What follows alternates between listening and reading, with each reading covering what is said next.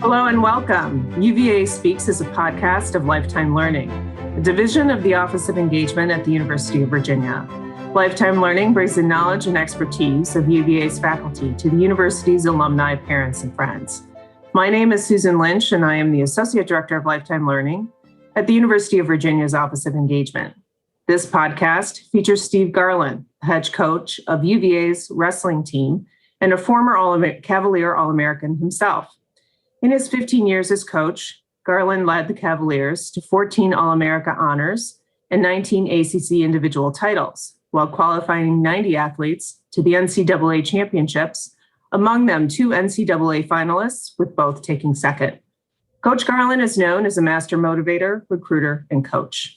In this podcast, Garland will impart some of the insights that he shared during a January meeting with UVA's advancement staff. I had the pleasure of hearing the remarks, and our Lifetime Learning team thought that the larger UVA community would find them interesting and inspiring.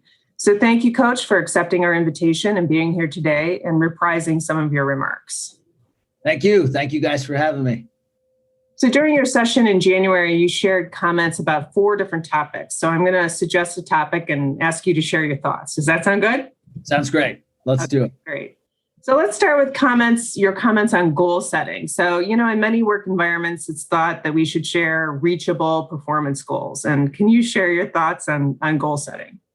Yeah, I was trying not to be too radical, but I've learned along the way that maybe you have to be a little more crazy when you're setting goals. Maybe you have to be a little out there, almost borderline irrational is what I was saying when you're setting goals. And here's what I mean. As an athlete, I even took sports psych classes here at Virginia, which were awesome. As some of the classes I was most engaged, most interested in while as a student athlete here. But you're always taught definitely set goals, but you got to make sure that they're attainable. You got to make sure that they're rational. You got to make sure that they're reachable and all that stuff.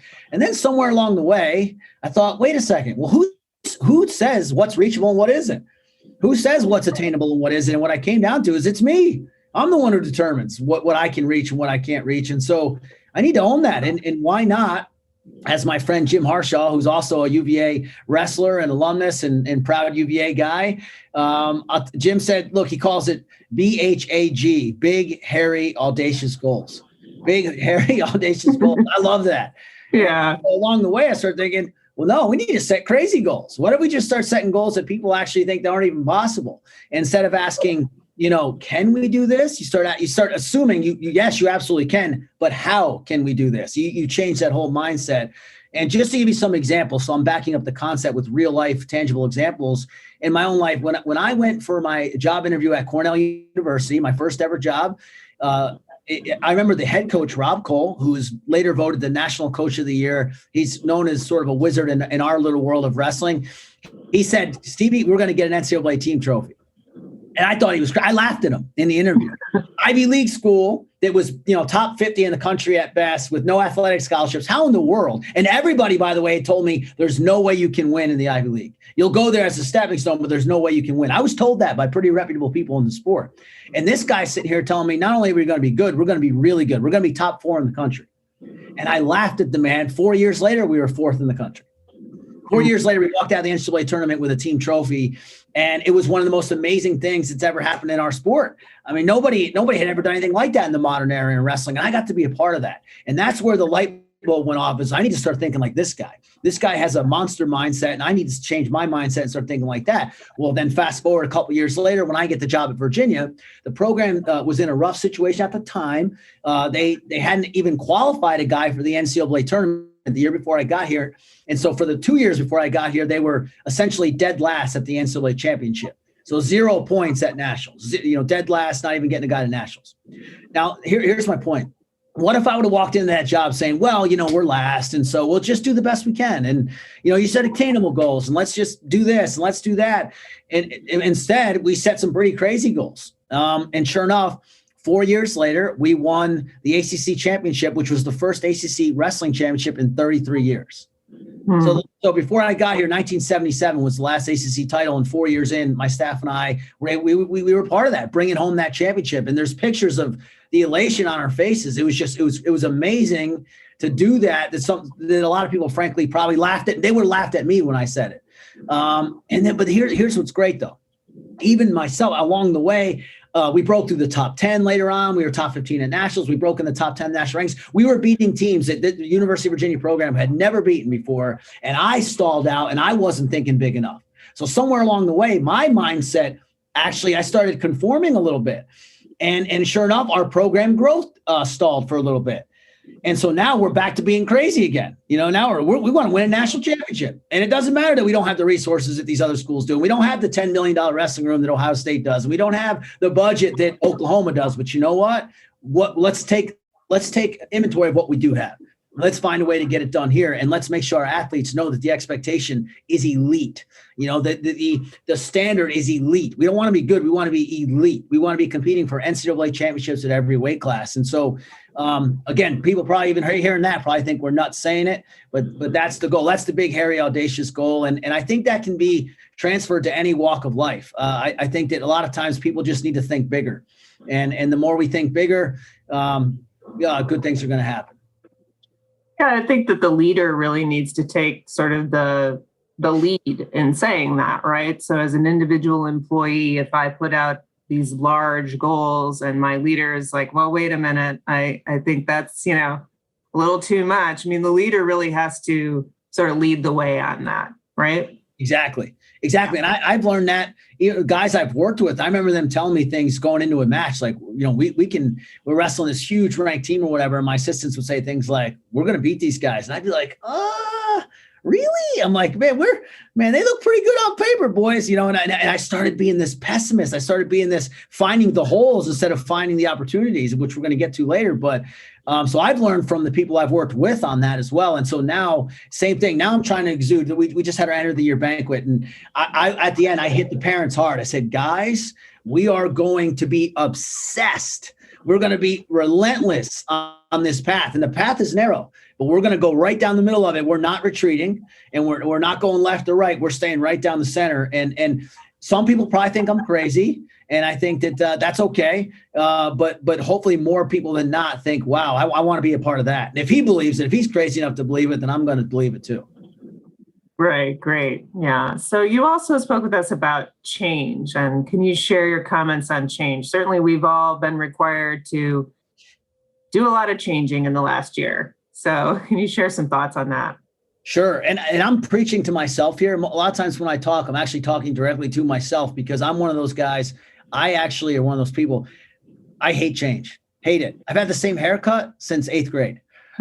Nothing's changed. I wear the same clothes. My wife has to beg me to get new shoes, because I'll wear the same shoes for 10 years. I mean, I just don't like changing things up. So, but you have to. You can't be afraid of change. And look, I put it like this. If you continue to do the same things you've always done, you're going to continue to get the same results you've always gotten. Right? Say it again. Right. If you continue to do the same thing you've always done, you're going to get what you've always got. Nothing's going to change. And I've heard it said, I don't know if this is definitely the definition, but a definition of insanity is doing the same thing over and over again and expecting a different result. And some people listening may say, well, hey, I'm great with my results right now. We're crushing it at my company, or my organization. Well, good for you. But most of us, I think, would say we want to be better. I think most of us would admit we need to be a little bit better. And so in order to do that, then we got to make changes. And so here's the biggest obstacle. What I found, in my opinion, the biggest obstacle to change is pride. It's the biggest obstacle I've seen in my life and in my own personal life, but then also the people I've been blessed to lead. Pride is a stumbling block. And here's what I mean. I sat a young man down, and we had a really rough year. And I said, hey, man, what can we do different? What are we going to change next year? And he said, Coach, there's not one thing I'd do different. I wouldn't change a thing.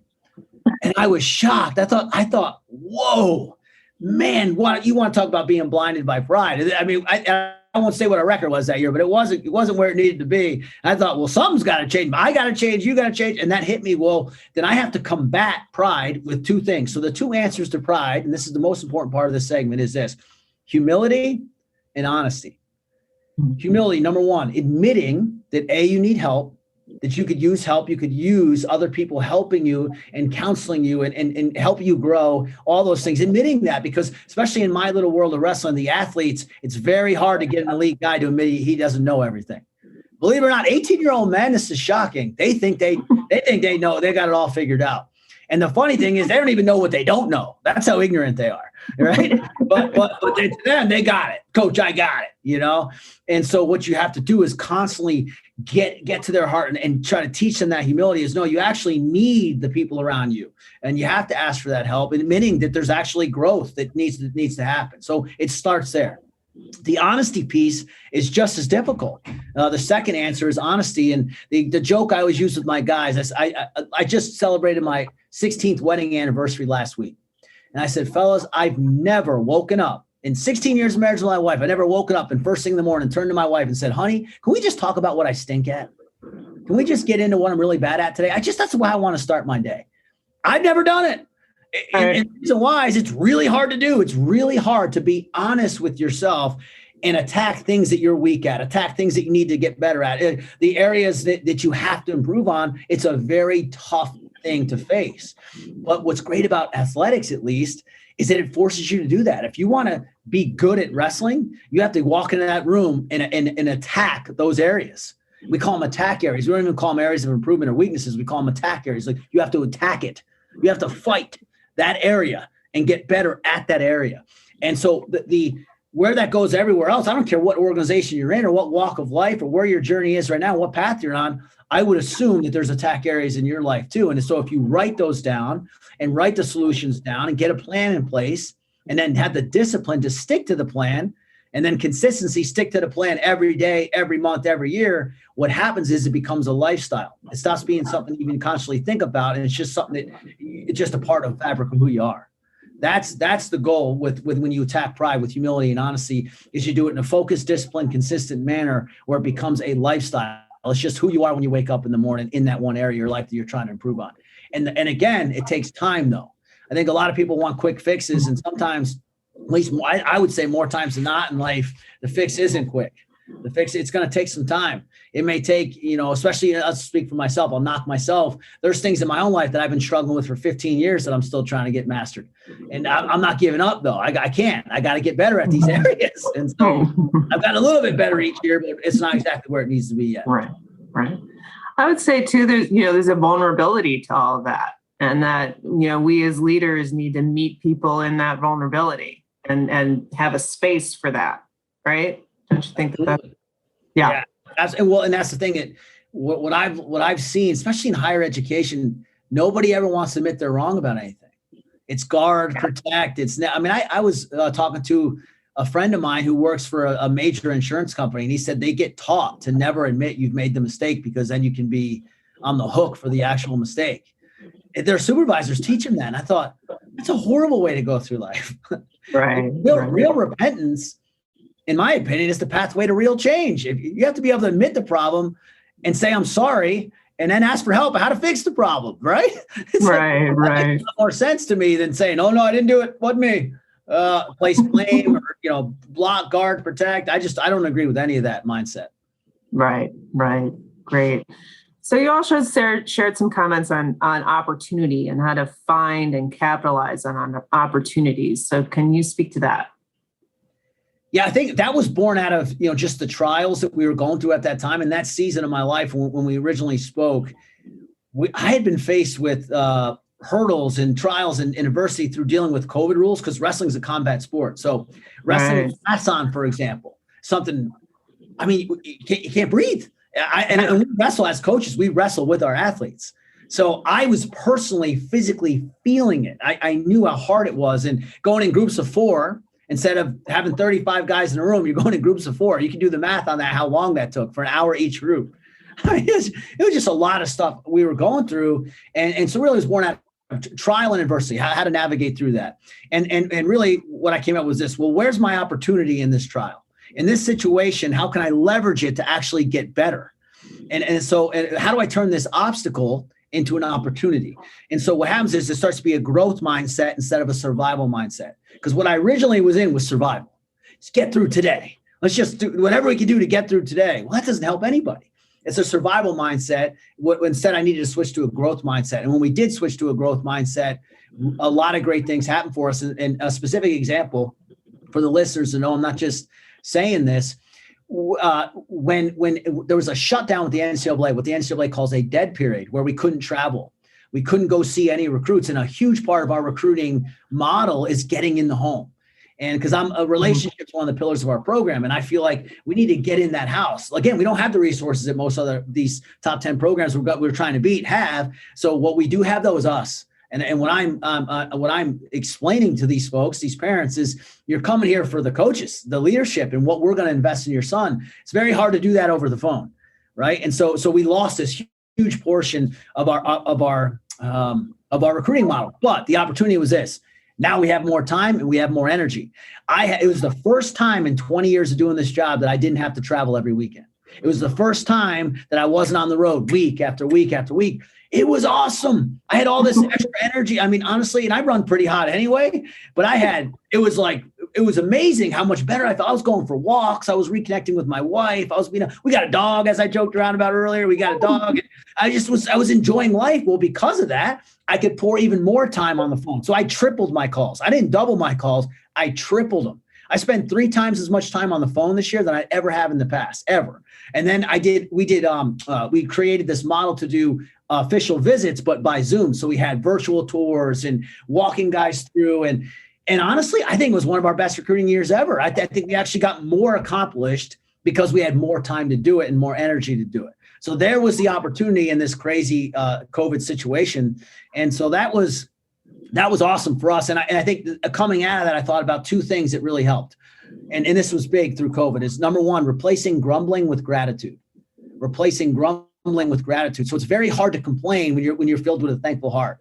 It's very hard to be fussing about something when you're too busy giving thanks for what you do have. You're fussing about what you don't have, but you're giving thanks when you're giving thanks for what you do have. And so what I was advising people to do is through COVID is wake up. I have a journal next to my bed. Open it up and write 5 things you're thankful for before you even get out of bed in the morning. Before your feet even hit the carpet or the hardwood, you write down 5 things you're grateful for. It's amazing how that changes the way you approach your life. And then the second one is replacing pessimism with purpose. I mentioned this earlier. I was getting very pessimistic. I was finding all these holes instead of remembering why I'm doing it in the first place. And so to all the listeners, whenever you're finding yourself in those tough spots, remember your why. If your why isn't right, nothing is right. Go back to it because your why is the firm foundation on which you stand for everything else you do. Write it down. Have it posted around your house. Have it in your phone. Have an alarm come up once a day to remind you of your why. Have it be rock solid in your heart and in your mind and also written down. So that way, when those tough times do come, because they are coming, you're standing on that as opposed to a result or as opposed to, well, whatever I got to do that day. It's everything comes off this why. When I start there, then I can go and face the day. So those were the 2 big things that came out of that for me. Yeah, I think gratitude is really so important. And that's one of the things I've been working on myself this year. I do think that has helped me overcome some of the issues with this year for sure. Absolutely. So thanks so much for that. So lastly, you talked about empathy. And I think empathy is one of the most essential things that we can all have as individuals. And it sounds like you do too. So can you talk a little bit about empathy? Sure. I mean, if our country needs anything right now, it's empathy. And the way I define it as understanding and sharing in the experiences and feelings of another. So understanding and sharing in the feelings and experiences of another.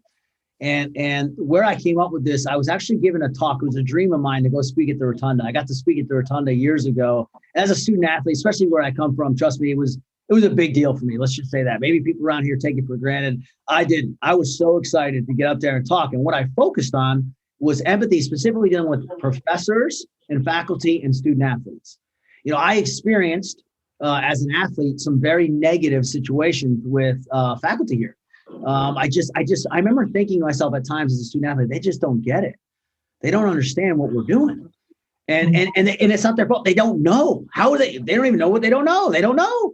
They don't know what this. We're in a combat sport. I'm engaging in hand-to-hand combat before I come to your class, and that's why I'm sore. That's why I'm grumpy. And it doesn't mean you hold me to a different standard, but what it is, you can at least understand. You can never share in that probably. Let's say come to wrestling practice, which I've never seen happen. They're never going to be able to share in that, but they can understand it at least. They can try to understand it. So that was the talk. That was the focal point of talking to the faculty and saying, guys, when these student athletes come in maybe you can start to try to understand that. Maybe it'll help you guys in your relationship. And the example I used is, I said, folks, what you guys don't realize, and I was up on this podium, I could barely lift my head because I had just gone done with wrestling practice. We had a 7 a.m. wrestling practice.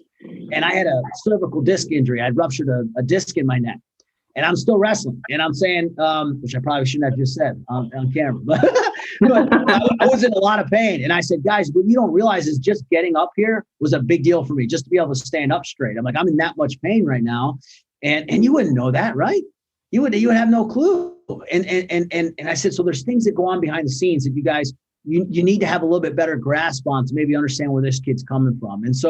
And that can go in any situation, right? To kill a mockingbird, you don't know, man, until you walk a mile in his shoes. I mean, you have to be able to do that. And I think people don't want to admit that, though. People want to think that they know everything.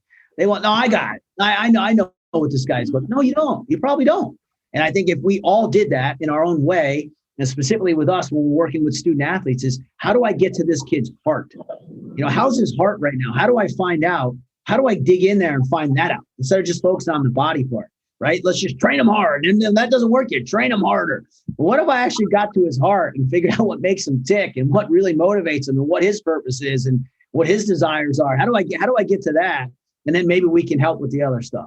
And so that was I think for me personally, I think it's missed a lot in our world. And I said this to President Ryan recently. We were blessed to be on a call with him. We got to get his ear. And I said, listen, in wrestling, we call it the step over. When somebody, it's amazing. It's sad when somebody gets hurt in our sport, you're so locked in what you do. You just walk over them. You just go to your corner. I said, and that's one thing in combat, right? That's one thing in a wrestling match. I said, but my fear is that we start to take that step over mentality to every other area of our life. Like when somebody else is in trouble, they're struggling, we just step over them and keep going about our business. And I think as a whole, everyone in the university community, we need to reassess that. We need to say, how do we have the opposite mindset where we're actually attentive to what's going on to other people and doing what we can to help them, whatever that may be. Thank you so much. This was I really appreciate this. This is exactly the kind of a session that we had with the advancement staff that you shared with us. And this is really why I wanted to share this with our folks. So thank you so much for sharing your knowledge and your expertise. I really appreciate it. Well, thank you. Thanks so much. Go. Okay, great. Yeah, absolutely. And thank you all for listening. For upcoming podcasts and other Lifetime Learning recordings, programming, and blogs, please visit our website at alumni.virginia.edu/learn. We look forward to you taking part in future Lifetime Learning programs.